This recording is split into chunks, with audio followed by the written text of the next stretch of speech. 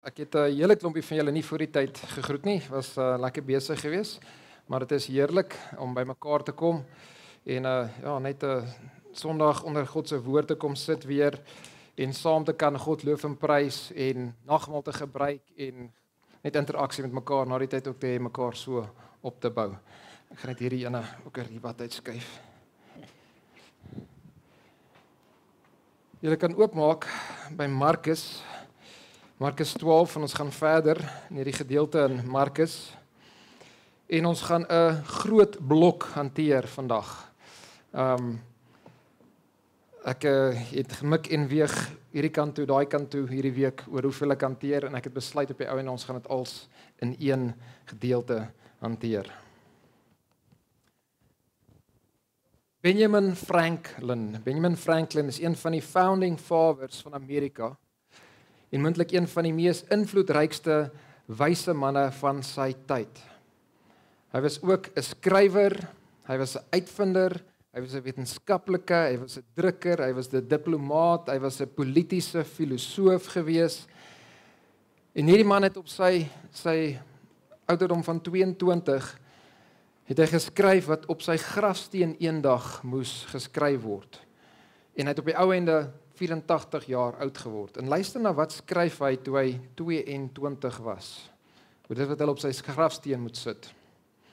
The body of B. Franklin, printer. So baie stadium was dit waarvoor hy bekendste gestaan het, 'n printer. Like the cover of an old book, its contents torn out and strips of his lettering and gilding lies here, food for worms. But the work shall not be wholly lost, for it, as he believed, appear once more, or it will, as he believed, appear once more in a new, more perfect edition, corrected and amended by the author. So, Benjamin Franklin het geglo in God, hy het geglo in die ewige lewe, hy het geglo in die opstanding uit die dode, hy was oortuig hy gaan eendag vir God sien. Hy skryf dan 6 weke voor sy dood, voor sy sterfte, skryf vir die volgende woorde. Here is my creed. I believe in one God, creator of the universe, that he governs it by his providence, that he ought to be worshipped, that the most acceptable service we render to him is doing good to his other children, that the soul of man is immortal and will be treated with justice in another life, respecting its contact in this. So Benjamin Franklin het op die 3 van die 4 vrae wat ons vandag nou gaan kyk in ons gedeeltes in hierdie onderwerpe het hy presies geglo dit wat Jesus die mense leer. So hy het geglo ons moet leef vir God. Hy het geglo daar is 'n ewige lewe. Hy het geglo die wet word opgesom deur liefde vir God en liefde vir naaste. Maar ek is jammer om te sê dat ek dink Jesus se woorde aan die skrifgeleerde aan die einde van ons 3de gedeelte is waar van hom ook. Jesus het vir die skrifgeleerde gesê, jy is nie ver van die koninkryk van God af nie. Jy is nie ver van die koninkryk van God af nie. Maar jy is nie in die koninkryk nie. En hoekom sê ek dit van hierdie wonderlike man? Want Benjamin Franklin kom kort op die 4de vraag wat Jesus hanteer in dit wat ons vandag nou gaan kyk. Luister wat skryf Franklin verder reg na hierdie gedeelte. As for Jesus of Nazareth, I think the system of morals and religion he has left to us the best the world ever saw. But I have some doubts to his divinity. Though it is a question I do not dogmatize on, having never studied it, and think it is needless to busy myself with it now, where I expect soon opportunity of knowing the truth with less trouble. So vir hom is Jesus moontlik nie God nie, en vir hom maak dit nie eintlik saak nie. Dit is vir hom so belangrik nie. En jy moet mooi verstaan dat behalwe vir stukkies van hierdie laaste gedeelte, kan 'n moslim alles wat hy geskryf het, vroeër ook geskryf het. Alles. 'n Jehovah getuie kan dit alles skryf. Die meeste van die gelowe daar buitekant kan dit alles skryf en dit als verkondig. Dit wat hy geskryf het toe hy 22 was en 84. Jy sien, ons moet die vraag op die eerste 3 vrae reg kry, en ons moet die antwoord daar reg kry, maar ons moet ook vraag 4 reg kry. Ons moet ook die laaste gedeelte reg kry. Ons moet verstaan al hierdie dinge, sodat ons nie net naby in die koninkryk sal wees nie, maar dat ons in die koninkryk sal kan ingaan. Hierdie ding hou aan effens koneksie verloor. Nou in hierdie gedeelte sien ons mense wat dink hulle is slim en hulle kom met hierdie slim vrae van hulle na Jesus toe. En hulle het hierdie planne om op die ou en Jesus te probeer uitvang. Dis wat hulle probeer doen hierso. Jesus draai hulle wysheid op hulle kop en wys vir hulle dat God moet sentraal wees in al hierdie antwoorde wat hy gee. Dit gaan alles oor God. Maar dan eindig Jesus met die punt dat hy is God. En dit is belangrik. So ons opskrif vir vandag is liefde vir God deur Jesus alleen. Liefde vir God deur Jesus alleen. En ons gaan hierdie opskrif gebruik om te kyk na Markus 12 vanaf vers 13 tot vers 37. Dis 'n massiewe gedeelte. Ons gaan dit nie voor die tyd lees nie. Ons gaan dit stuk vir stuk deurwerk. Nou ons kon elkeen van hierdie apart hanteer het. Ons kon 4 preekie opgedoen het en ons mag dalk terugkom en weer na van hierdie stukke kyk. Maar as ons dit so hanteer, net na die klein stukkies kyk, dan mis ons die punt. Ons mis die vloei van hierdie hele gedeelte. En dan gaan ons daai dieper kante gaan ons nie sien nie. So ek het goed gedink om deur dit als te werk. So kom ons kyk na die eerste groep wat na Jesus toe kom en probeer slim wees met Jesus. So vanaf vers 13 tot vers 17. Ons sien hierso belasting en liefde vir God. Vers 13. Toe stuur hy na hierdie breek heeltyd op. Ek gaan maar oorskakel daartoe, sorry.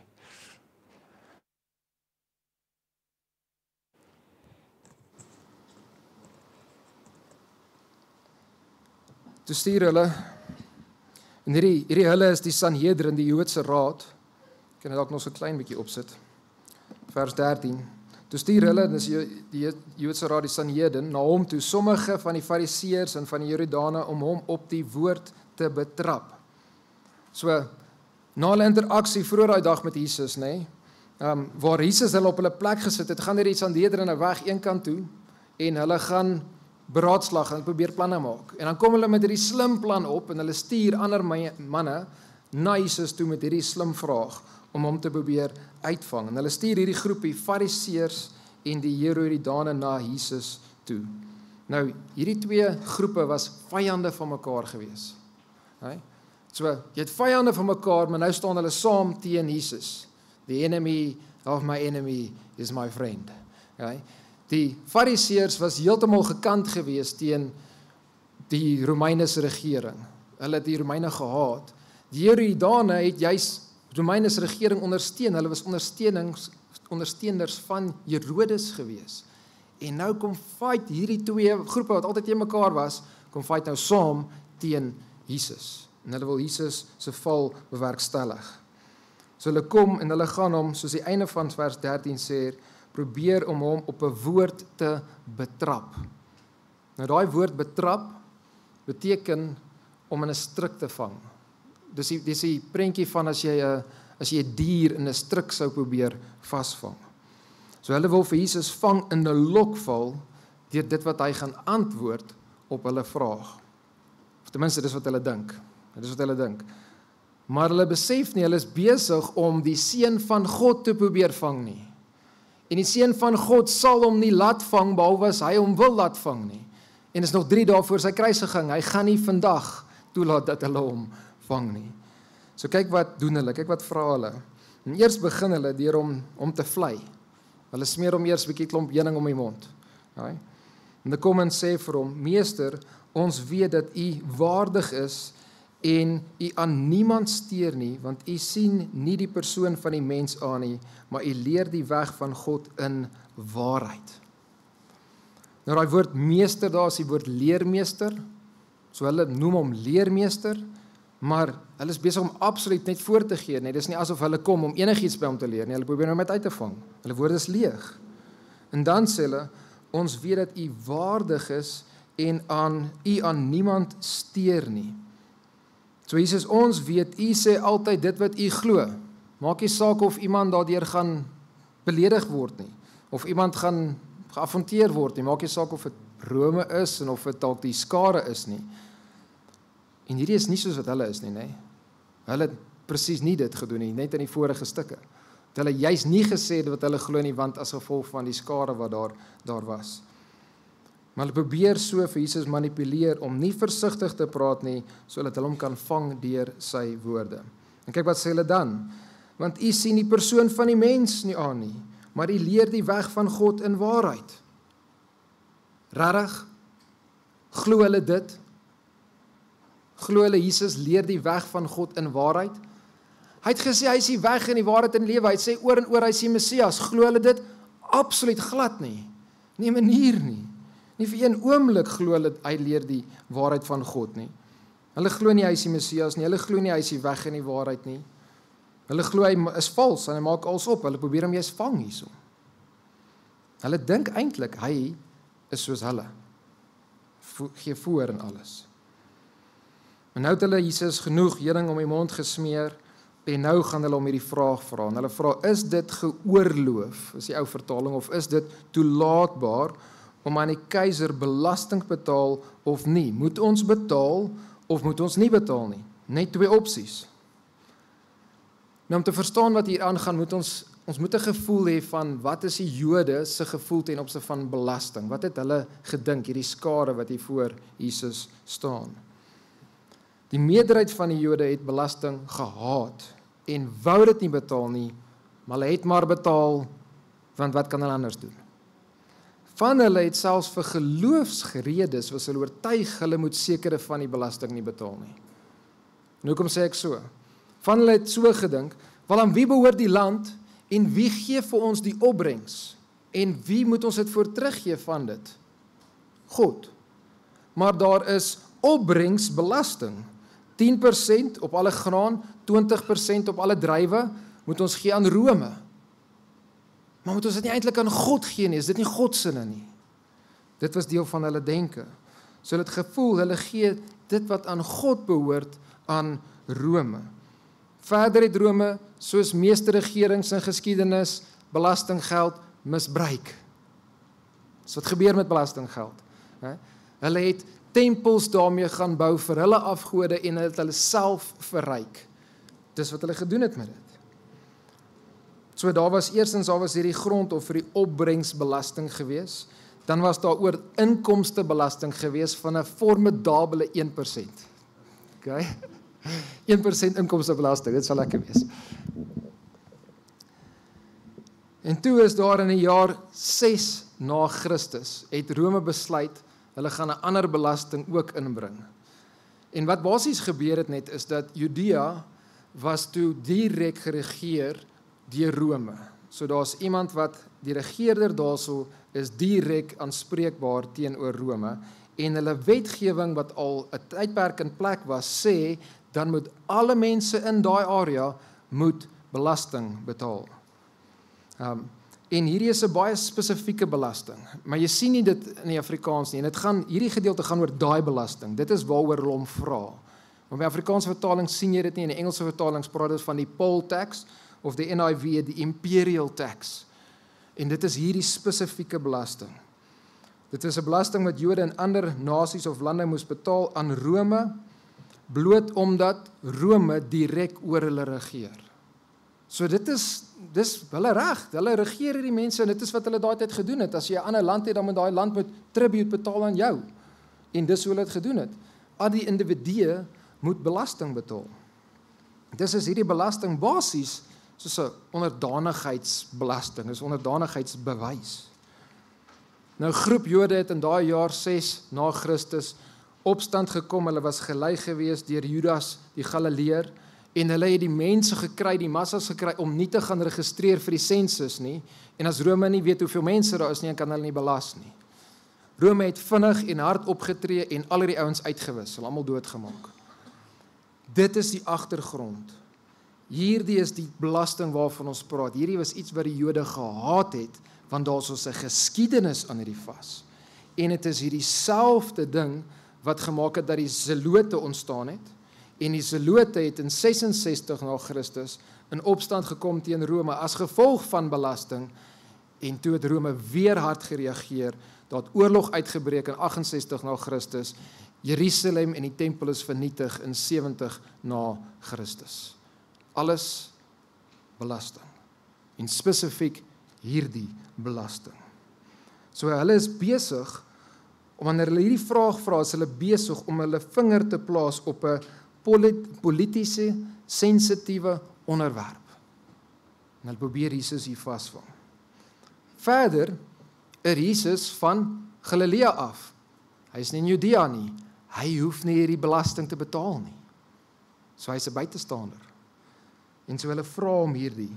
So hulle probeer, met Jesus doen dit wat hy met hulle gedoen het. Hy het ook vir hulle vrae gevra in die vorige gedeelte, en daar was net 2 opsies, en maak nie saak wat se opsie hulle gekies het nie, hulle was in die moeilikheid. En nou probeer hulle dieselfde met hom doen. Daar's net, moet ons betaal, of moet ons nie betaal nie, en maak nie saak wat Jesus gaan antwoord nie, hy is in die moeilikheid. So, as Jesus sê hulle moet die belasting betaal, dan gaan die meeste van die Jode gaan in opstand kom teen Jesus, en sê, wel, duidelik kan hy nie die Messias wees, wat ons gaan kom vrymaak van Rome nie, en heel moontlik is hy net 'n lafaard, dis hoekom hy ons laat sê ons moet betaal. Maar as Jesus sê hulle moet nie betaal nie, dan gaan hierdie Joodse leiers baie vinnig hardloop na Rome toe, en dan het hulle goeie gronde om hom te laat arresteer, en hulle het goeders wat hulle teen hom kan gebruik. En Rome gaan nie daarvan hou as daar 'n Jood is wat in Jerusalem daar by die tempel staan en vir 'n massa Jode sê, julle hoef nie belasting te betaal nie. Ons kan dink wat gaan gebeur. So dis hulle plan, dis wat hulle plan. En hierdie afvaardiging hoop regtig, hulle hoop Jesus gaan sê, moenie die belasting betaal nie. Want hulle wil hom doodmaak. Hulle wil hom gaan aangee by Rome. Hulle wil so graag dit gaan doen. En dit is presies wat hulle op die ouene gedoen het, valslik. Lukas 23 vers 2.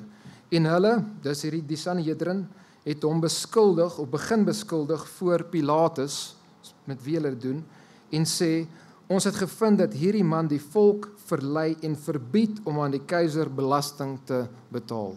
Daar is 'n leuen, maar dis wat hulle wil hê hy moet sê. So hulle dink, hulle het 'n baie slim vraag, hulle het 'n baie slim plan, en hulle het vir Jesus vas. Maar hulle besef nie, dis God waarmee hulle praat nie. Hulle besef nie wie hy is nie, en hy gaan nie toelaat, dat hulle hom om die bos lei nie, dat hulle hom hierso vang nie. Kyk na vers 15. Sê, maar hy het hulle geveinsdheid geken, hulle valsheid waarmee hulle kom, en vir hulle gesê, waarom versoek julle my? Okay, as ons dit insit wat Jesus later vir hulle sê, ek is God, waarom versoek julle God? Mag ons God versoek? Okay, dis deel van wat hier aangaan ook. Waarom soek julle my? Bring vir my, in die ou vertaling sê 'n penny, die 2020 is meer direk, 'n denarius, dat ek dit kan sien. So, Jesus weet hier is 'n lokval, en hy vra vir hulle, bring vir my denarius. Nou, 'n denarius was presies die belasting wat hulle moes betaal het. Dit was wat die belasting was, hierdie poll tax was. Jy moes, elke persoon moes 'n denarius gaan gee. Jy kon dit nie in enige ander munt of enige ander vorm gee nie, jy moes daai denarius gee. En so het Rome forceer, die mense forceer om hulle geldeenheid te gebruik. So Jesus vra vir hulle om vir hom 'n denarius te gee. En weet jy wat doen hulle? Hulle gee vir hom 'n denarius. Wat beteken? Hulle besit denariusse. Hulle het hulle. Hulle gebruik Rome se geld. Dis daar's in hulle broeksakke. Dis beskikbaar. Dis deel van die punt wat Jesus vir hulle maak. Daar's eintlik, as hulle wil hierdie regtig probeer moeilik wees en wil probeer die wet toepas en sulke dinge, dan moet hulle eintlik sê, maar ons mag dit nie eers dra nie. Maar hulle doen in elk geval. Vers 16. En hulle het dit gebring. En hy sê vir hulle, wie se beeld en opskrif is dit, wat hier bo op hierdie denarius is? En hulle antwoord hom, die keiser sin. Nou wat hier gebeur het is, elke keer as 'n nuwe keiser aan bewind kom, dan het daai keiser vir hom nuwe geld gemaak. En hy het sy eie beeld het hy daarop gesit, en hy het op het ook 'n opskrif gesit, bo op hierdie. Moontlik moet julle net aansit op dinge soos op 3, hierdie ene. Ek dink dit is wat af is. Okay, so, elke keer het hulle die nuwe muntstukke uitgebring en dan sal die nuwe keiser se beeld is op en 'n nuwe opskrif wat hy daar op wou gesit het is op. Hier is die ene, heel moontlik.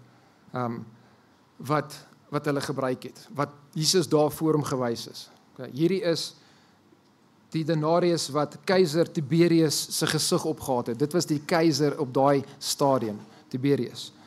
Okay, en hierdie muntstuk het aan elke kant 'n opskrif gehad, aan die voorkant en aan die agterkant, en in Grieks geskryf, in kort Grieks basies geskryf. Hier staan aan die een kant, keiser Tiberius, seun van die goddelike of divine Augustus. So ek is seun van God. Dis wat die een kant sê.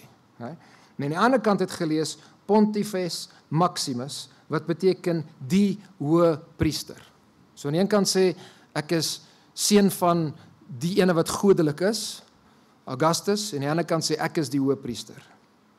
En jy kan net dink dat 'n getroue Jood 'n groot probleem gaan hê met 'n keiser wat hierdie dinge van homself sê. Ek is seun van die gode. Hy maak 'n beeld van homself en hy sê hy is die hoë priester. En tog het hulle hierdie muntstukke soms gebruik. Hulle het ander muntstukke ook gebruik. Hierdie Joodse leiers het baie ander dinge wat Rome vir hulle gegee het hulle gebruik en geniet. Baie, handel, taal, geld en natuurlik hulle magsposisies. Die ouens het die mag wat hulle het, want Rome het dit vir hulle gegee. Maar die punt is, wat Jesus hier is, vra vir hulle is, wie se denarius is hierdie? As hy sê, wie se beeld staan hierso? Wie se opskrif is hierdie? Wat hy sê is, wie sin is hierdie? Aan wie behoort hierdie? Dis die keiser sin. Hy het dit gemint. Hy het sy beeld daarop geplaas. Hy het besluit wat die doel daarvoor is. Dit behoort aan hom. So kyk nou na vers 17 en hier sien ons Jesus se briljante antwoord. Toe antwoord Jesus en sê vir hulle, betaal aan die keiser wat die keiser toekom en aan God wat God toekom, en hulle was verwonder oor hom. Nou die woord betaal daarso is nie net die normale woord vir betaal nie, is eintlik vir betaal terug of om terug te betaal. So dis iets wat jy skuldig is. Jy moet dit terugbetaal. So Jesus sê daar is goed wat aan die keiser behoort en jy moet hom terugbetaal dit wat syne is. So wat kom die keiser toe? Wat kom die keiser toe? Belasting. Dis sy geld. Hy het die geldeenheid geskep wat jy gebruik elke dag. Dit kom hom toe. Die Romeine en die keisers op daai stadium is die regering wat God aangestel het oor hulle. En hulle moet 'n funksie verrig. En hulle is verantwoordbaar teenoor God vir hoe hulle daai funksie verrig. So as hulle belasting soek van die geld wat hulle gedruk het, gee dit vir hulle. Gee dit vir hulle. Maar, en hier is Jesus se punt, ons moenie hierdie kant mis nie. Sien, ons fokus baie keer op die negatiewe kante en al die vrae, maar daar's elke keer 'n positiewe les hierso. En aan God, wat God toekom. Wat kom God toe? Wat kom God toe? Nou kom ek vra jou, wie se beelddraer is jy? Wie het jou naam gegee? Adam? Die mens? Wie het jou gemaak? Wie besluit wat jou doel is? So Jesus is nie net besig met 'n les oor belasting nie. Hy is besig om baie verder te gaan. Jesus is besig om ons te leer oor ons verhouding met God. As die belastinggeld die keiser aan hom behoort, dit behoort hom toe te kom. Hoeveel te meer behoort ons nie en kom ons dan toe aan God nie? Hy het jou gemint. Hy het sy beeld op jou afgedruk. Dus behoort jy aan hom. Wat God toekom is dat jy jouself vir hom moet gee. Dat jy hom moet lief hê. Verloon jouself, neem jou kruis op en volg hom. Ons het dit nou gelees. En volg spesifiek vir Jesus. So liefde vir God deur Jesus, dis waaroor hierdie gaan. En dit is nie net dat God die meerderheid van ons gemaak het nie, maar dat hy ons ook gered het. Hy het ons gered, hy het ons gekoop, hy het ons verlos met sy seun se lewe, se lewensbloed. Hy het die prys betaal vir ons redding. Ons behoort aan hom en dus moet ons vir hom lewe. Ons moet vir hom gee dit wat hom toekom.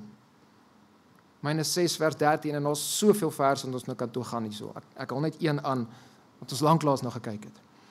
En moenie julle lede stel tot beskuldiging van sonde as werktuie, beskikking van sonde as werktuie van ongeregtigheid nie, maar stel julle self tot beskikking van God as mense wat uit die dode lewend geword het en julle lede as werktuie van geregtigheid in die diens van God. So, alles wat jy het, ken wat jy is, in jou lede, jou liggaam, gebruik dit in diens van God. Here, ek is u muntstuk. Maak met my wat u wil hê. Ek is deur u gekoop. Help my om in alles vir u te lewe. Gee aan die keiser wat hom toekom. Betaal jou belasting, maar gee aan God wat hom toekom. Jouself, jou lewe, jou liefde. Mens, almal. Ons is deur God gemaak. Ons behoort aan hom. Jy moet vir hom leef, maar Christen, jy is nog dubbel skuldig. Jy is dubbel behoort jy aan hom. Hy het jou weer 'n keer gaan terugkoop. So jou alles kom hom toe. En die vraag is, sien jy jouself so? Behoort jy aan God? Leef jy vir hom?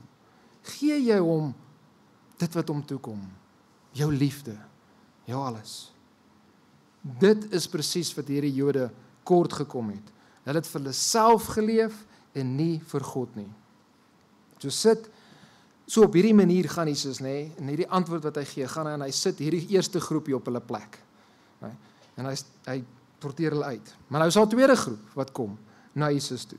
En hier sien ons in die tweede groep, lewe na die dood en liefde vir God. Lewe na die dood en liefde vir God. Kyk na vers 18 tot 27. Nou as dit kom by die lewe na die dood, dan het ons as mense allerhande baie slim denke. Kyk, die moderne mens veral is net heeltemal te slim geraak as ons dink aan lewe na die dood. Maar daar was ook 'n groepie van die Joodse leiers wat slim was as dit kom by die lewe na die dood. En hierdie groepie was die Sadduseërs gewees. Hulle was 'n klein groepie, maar hulle was 'n magtige groepie gewees. En die rede was, die meerderheid van die priesters en van die heel rykstes was almal Sadduseërs gewees. Hulle Sadduseërs. En hulle het nie geglo in die opstanding na die dood nie. Hulle het gesê die idee van die opstanding na die dood het eers later ontwikkel in Joodse gesprekke ensovoorts. En hulle het ook gesê dat die eerste 5 boeke van Moses, van die Bybel, die Torah, het baie meer gewig as die res. Hulle het die res amper nie laat tel nie. En hulle het gesê, daai eerste 5 boeke leer nie iets soos die opstanding uit die dode nie. So ons glo dit nie. Ons glo dit nie. Hierdie was als net leuns sodat hulle kan leef vir nou en vir self. Dis waaroor dit gegaan het. Okay, hulle was die mense wat in mag was, in posisies was. Maar hulle is oortuig, die Torah het nie die opstanding verkondig nie, en daarom glo hulle dit nie. Okay, vers 18, dis die agtergrond. Toe kom daar Sadduseërs na hom, die wat sê dat daar geen opstanding is nie, en hulle vra hom en sê, okay, so nou kom hulle met hulle slim argument om te wys hoe absurd hulle dink die opstanding is. Okay? Hulle is net besig om te slim te wees. En hulle gaan God se woord gebruik om hulle eie valslering te probeer verdedig mee. En dis wat mense doen. Hulle gedraai God se woord om hulle eie valslering te verkondig. Vers 19 tot 23, vers 19. Meester, leen, weer 'n keer, Moses het ons voorgeskrewe, as iemand se broer sterwe en 'n vrou agterlaat en geen kinders nalaat nie, moet sy broer sy vrou neem en sy kinders sy broer verwek. Nou was daar 7 broers en die eerste het 'n vrou geneem en gesterwe sonder om kinders na te laat. En die tweede het haar geneem en gesterwe en hy het ook geen kinders nagelaat nie. En die derde net so. En al 7 het haar geneem en geen kinders nagelaat nie. Laaste van almal het die vrou ook gesterwe. In die opstanding dan, wanneer hulle opstaan, wie van hulle se vrou sal sy wees? Want al 7 het haar as vrou haat.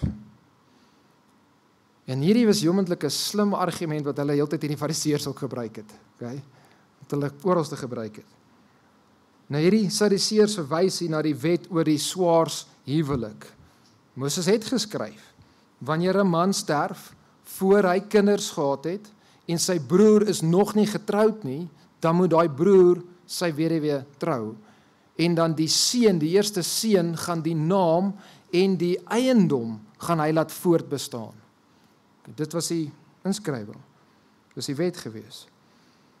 En hierdie is dus 'n baie goeie teks vir die Sadduseërs om te gebruik en op te fokus, want jy kan die argument probeer maak dat as Jesus, wel as God, omgee oor jou naam en jou erfenis, hoekom glo jy dan in die ewigheid?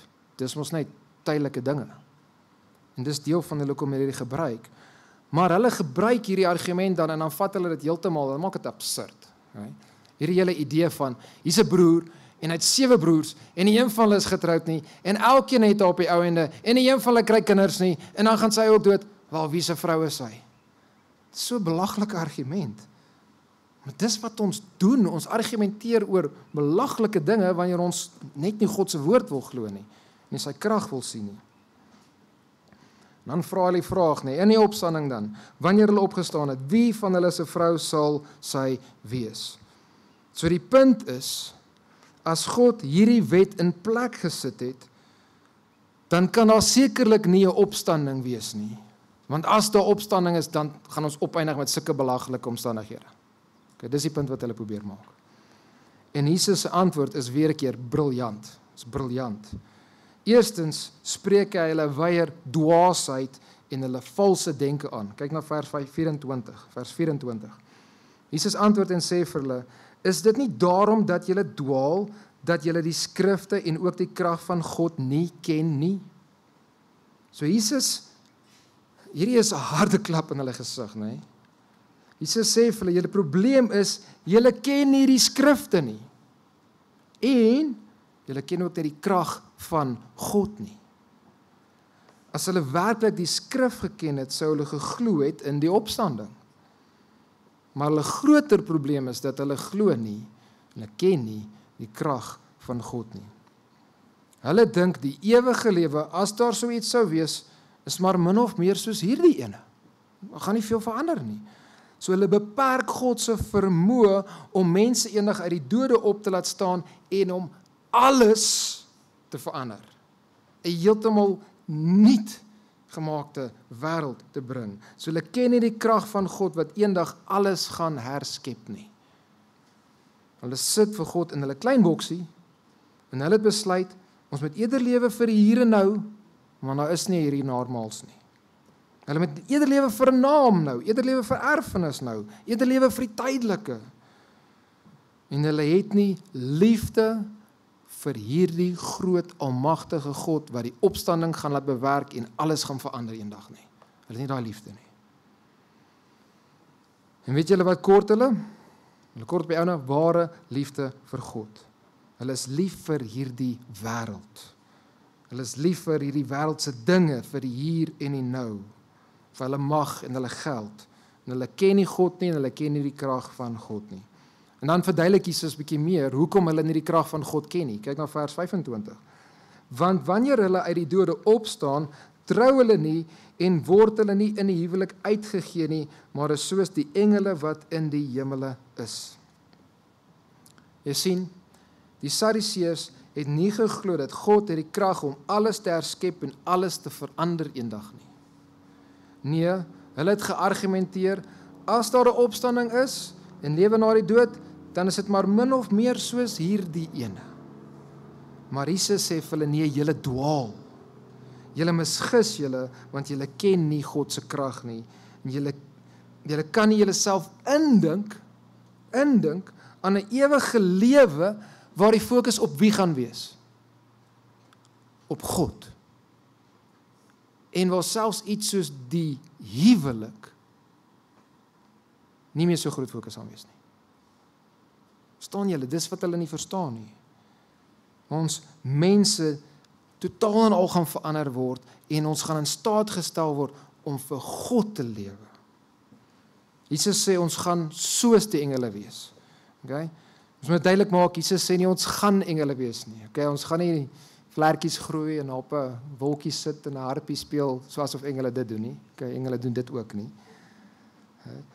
Ons gaan soos die engele wees op sekere maniere, nie alle maniere nie. Dis ook belangrik.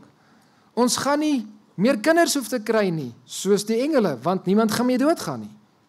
Ons gaan nie meer nie kinders te kry nie. Daai rol van die huwelik gaan verbygaan. Ons gaan ook nie meer eensaamheid hê nie.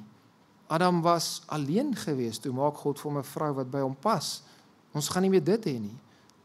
Daai rol van die huwelik is ook dus nie meer nodig nie. Ons gaan nie meer doodgaan nie, soos die engele. Ons gaan ewige lewe hê, soos die engele. Ons gaan nie meer kan sondig nie, soos die heilige engele. Ons gaan in hierdie sondelose plek wees waar ons aandag en fokus gaan na God toe wees, soos die engele. Maar alles daar, alles gaan oor sy eer en sy heerlikheid. Alles wat ons doen, alles wat ons mee besig is, gaan hom loof en prys en groot maak, soos wat die engele doen. Maar ons gaan anders as die engele wel liggaam hê. In Korintiërs 15 en baie ander tekste maak dit baie duidelik, ons gaan liggame hê, verheerlikte liggame, waarmee ons God kan loof en prys. So ek dink ons gaan nog steeds werk, ons gaan nog steeds eet, ons bome, ons vrugte daarso, okay? Ons gaan nog steeds manlik en vroulik wees, dis deel van wie ons is, maar ons gaan nie meer hoef te trou nie. Dit beteken nie dat ons niemand gaan ken nie. Ek dink as gevolg van Lukas 16, dink ek kan ons sê dat ons gaan mense onmiddellik herken. Maar die punt is, en hier is die ding wat ons moet verstaan, okay, hierdie moet jy kry, hierdie tydelike dinge gaan vir ons baie minder belangrik word wanneer ons God sien vir wie hy is en in sy teenwoordigheid staan. En ons het hierdie verhouding met hom waar ons hom loof en prys en groot maak en hom net geniet op 'n vlak wat ons nie kan verstaan nie, en dis in Engels pale, everything else is paling in comparison. Okay, alles word net flou dan. En dink hieraan, ons gaan getroud wees in die hemel. Ons gaan getroud wees in die hemel. Ons gaan met Jesus getroud wees. Die hele punt, die doel van die huwelik is die uitbeelding van Jesus se verhouding met die kerk. Wanneer die bruidegomslam van die maal gebeur het, wanneer die kerk met Jesus getroud, wanneer ons die volkome verhouding met hom het, dan het ons nie meer huwelik nodig nie, want dit wys daarna. Hierdie alles is voorsmaakies van die wonderlike dinge wat ons daar gaan kry, wanneer ons God het. En hierdie ouens mis dit heeltemal. Hulle lewe vir die hier en die nou. Die liefde wat ons gaan ontvang en die liefde wat ons gaan gee vir God deur Jesus Christus gaan alle tydelike verhoudings en vreugde en genot laat oorskadu. Dit gaan oor liefde vir God deur Jesus. Maar die Sadduseërs was nie lief vir God nie, hulle was lief vir hulle self, vir die hier en die nou. En nou gaan Jesus, en hy gaan vir hulle wys, daai 5 boeke wat julle sê, wat julle aan vashou van Moses, dit leer ook die opstanding. Dit na vers 26 en 27. En wat die dode betref, dat hulle opstaan, het julle nie gelees in die boek van Moses, in die gedeelte oor die doringbos, hoe God vir hom gesê het, ek is die God van Abraham en van Isak en die God van Jakob nie. God is nie 'n God van dooies nie, maar 'n God van lewendes. Julle dwaal dus grootliks. Nou Jesus se punt is 'n interessante punt wat hy maak, maar dit is eenvoudig. As alles net oor die hier en die nou gegaan het en ons nie opgestaan het uit die dode nie, hoe kan God bekend staan as die God van die lewendes? Hoe kan hy bekend staan as die God van Abraham en Isak en Jakob? So as daar geen opstanding uit die dode is nie, dan het God basies vir Moses gesê, ek is die God van die dooies en van die wat verby is en nie meer saak maak nie. Dit gaan teen die hele grein van die Bybel, van die eerste 5 boeke ook, van die Torah. Dit is glad nie in lyn met wie God is nie. Maar weer is daar 'n dieper les hierso. God is die God van Abraham en van Isak en van Jakob, die leiers van Israel. Julle is die leiers van Israel. Is hy julle God? Of is hy nie julle God nie? Hy is die God van die lewendes. Julle glo nie eers in hierdie ding nie. So is hy werklik julle God, Sadduseërs, of het julle ander gode? En ek wil jou vra, is God jou God? Is hy besig om jou alles te word? Is hy jou God? Sien jy uit na die hemel, na die ewigheid, waar alles oor hom gaan? Is jy lief vir God? So ons gesien belasting en die liefde vir God, ons gesien die lewe na die dood en die liefde vir God, derdens die wet en die liefde vir God. En ons gaan vinnig deur hierdie beweeg. En hierdie keer kom iemand op hulle eie. Dit lyk of hierdie ou kom nie om Jesus uit te vang nie, maar om regtig te leer. Dit lyk of hy opreg kom. Kyk dan vers 28. En toe een van die skrifgeleerdes wat bygekom het, hulle hoor rede twis, so hy halfpad in hierdie gesprek ingekom, en wis dat hulle hom goed geantwoord het, vra hy hom, wat is die eerste gebod van almal? Nou volgens die rabbies was daar 613 gebooie in die Ou Testament, en hulle het gereeld gestry oor watters is die belangrikste, en watters is nie die belangrikste, is altyd besig met hierdie argumentering. Dit lyk of hierdie man opreg wil weet, wat is Jesus se antwoord op daai? Wat is die belangrikste gebod? En kyk nou na Jesus se antwoord in vers 29 en 30. En Jesus antwoord hom, die eerste van al die gebooie is, en nou haal Jesus aan uit Deuteronomium 6 vers 4 en vers 5. Hoor Israel, die Here ons God is 'n enige Here, en jy moet die Here jou God lief hê uit jou hele hart en uit jou hele siel en uit jou hele verstand en uit jou hele krag. Dit is die eerste gebod. So Jesus gaan en haal die aan uit die Torah, uit Deuteronomium 6 vers 4. En hierdie staan bekend as die Shema, om te sê, hoor, luister, dis die eerste woorde, dis die groot Shema hierdie. Hier het die Jode, die getroue Jode, 2 keer 'n dag opgesê, hierdie verse. Hulle ken hierdie. En Jesus sê, die grootste gebod is liefde vir God. Liefde vir God met jou hele wese. Alles wat jy het en is, moet jy inspann om God meer lief te hê. Uit of met jou hele hart en met jou hele siel en met jou hele verstand en uit al jou krag, en ander gedeeltes van die Bybel sit nog ander woorde in. Die punt is, alles wat jy het, alles wat jy is, moet jy God voor lief wees, moet jy hom lief hê. Maar liefde vir God vloei oor in liefde vir naaste. Vers 31. En die tweede, hieraan gelyk, is dit, jy moet jou naaste lief hê soos jouself, daar is geen ander gebod groter as die nie. Nou ons gaan moontlik volgende keer verder kyk na hierdie. Maar kyk hoe reageer die skrifgeleerde op Jesus se antwoord, en ek wil die groter prentjie net vir julle wys op die ouende, vers 32 en 33. En die skrifgeleerde sê vir hom, goed meester, jy het met waarheid gesê dat God een is, en daar geen ander is as hy nie, en om hom lief te hê, uit die hele hart en uit die hele verstand en uit die hele siel en uit die hele krag, en om die naaste lief te hê soos jouself is meer as al die brandoffers en die slagoffers, die ander gebooie wat Jesus kon gekies het. Hierdie man het baie goeie teologie. Hy sê Jesus is reg.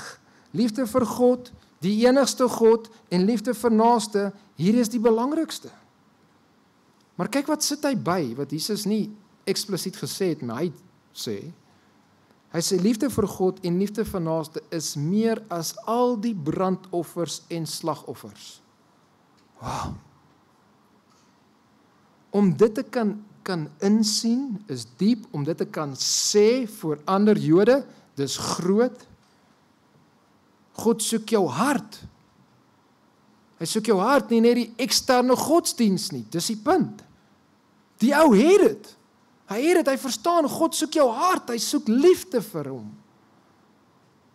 Of het hierdie ou dit? Het hy dit rarig? Kyk na vers 34. Toe Jesus sien dat hy verstandig geantwoord het, sê hy vir hom, jy is nie ver van die koninkryk van God nie, en niemand het dit meer gewaag om hom vrae te stel nie.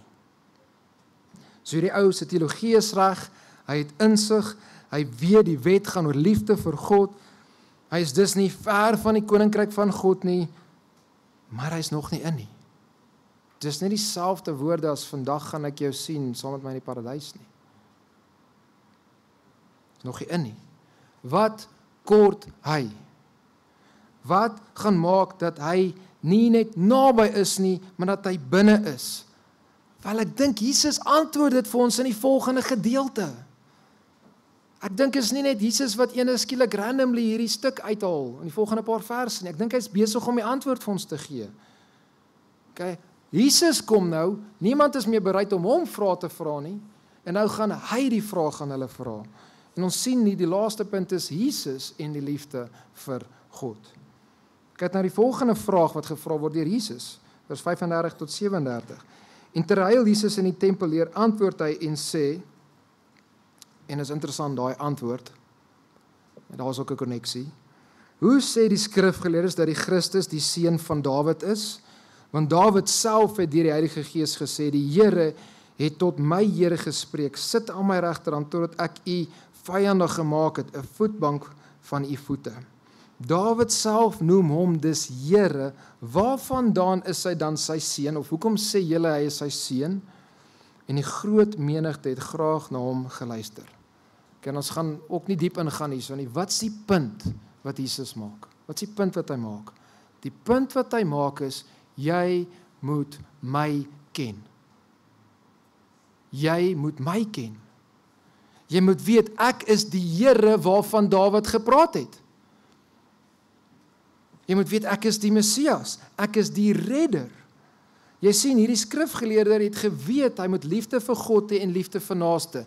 Het hy dit gedoen? Nee. Nie een van ons kan dit doen nie. Niemand van ons het perfekte liefde vir God en perfekte liefde vir naaste nie. Niemand kan dit kry nie. So wat kort hy? Wat moet hy nog hê? Hy het die Here nodig. Hy het die redder nodig. Hy het die Messias nodig. Hy het vir Jesus nodig. Hy moet dit weet. Hy moet weet wie is hierdie een van wie Dawid gepraat het. Hy moet hom verstaan. Hierdie man en elkeen wat vir Jesus hoor, moet weet, jou slimheid gaan jou nie in die hemel kry nie. Selfs goeie teologie gaan jou nie red nie. Jy moet vir Jesus ken. Jy moet vir God lief hê met alles van jou. En jy kan dit net doen as jy deur Jesus na die Vader gaan. Ons geen ander manier nie. En Jesus sê so, hy is die seun van Dawid, hy's mens, maar hy's ook die Here van Dawid, hy's God. Hy is hierdie ene, hierdie redder wat ons kan red van ons sondes. So jy moet deur Jesus en deur die Heilige Gees in staat gestel word om God te kan geniet, om hom regtig lief te hê. Jesus moet ook jou Here wees, jou meester wees, jou alles wees. 'n Goeie meester, nê, was vir 'n slaaf van daai tyd absoluut alles. Dit was sy volle lewe. Alles wat hy gekry het, alles wat hy is, het van daai goeie meester afgekom. Dis die punt. Hy moet die een wees vir wie jy voor wil leef in alles. So die lewe, as ons opsom hierdie 4 gedeeltes, die lewe gaan oor liefde vir God. So gee aan God dit wat hom toekom. Die ewige lewe gaan oor liefde vir God. Soveel so dat selfs iets so wonderlik soos die huwelik word net 'n skadu. Dis die beeld waarna dit verwys. Hy is die God van die lewendes wat alreeds gesterf het en almal moet vir hom lewe. Dit gaan oor liefde vir God. Die wet, waar gaan die wet? Die wet gaan oor liefde vir God. En dit moet oorspoel dan in liefde vir naaste. Maar jy kan nie vir God lief wees sonder Jesus nie. Sonder Jesus as jou kurios, jou meester, jou Here nie. So hy moet jou Here, jou meester, jou alles word. Hy moet jou skat wees. Hy moet daai kosbare parel wees wat jy alles voor sal gaan verkoop sodat jy daai parel kan kry. Jy moet hom begeer om hom te wil wees. So kom na hom toe. Erken. God, ek was nie vir u lief soos wat ek moes nie. Ek het ander gode bokant u gestel. Ek moet gered word. En hou vas in Jesus Christus, dat hy is die redder, hy is die Here. Hy is die een wat deur ons God lief kan hê. En vra hom dan om jou te help om God werklik lief te hê met jou hele hart en met jou hele siel en met jou hele verstand en met al jou krag. Kom ons sluit af in gebed. Heer, ons loof en ons prys U vir hierdie gedeeltes waar U vyande kom om U uit te vra en vas te vra, Here, en hierdeur leer ons. Dit is wonderlik, Here, dat U vir ons so kan leer deur U woord, vir ons net weer wys na Jesus Christus toe. Here Jesus, dat U die mense daar op hierdie maniere geantwoord het, hulle geleer het, hulle goeie teologie gegee het, maar op die ou einde hulle wys na U toe, Here. Here, ons is dankbaar ook dat ons nou die nagmaal het en dat ons onsself kan herinner aan dit wat U vir ons gedoen het deur Jesus Christus. Ons bid hierdie dinge in Jesus se wonderlike naam. Amen.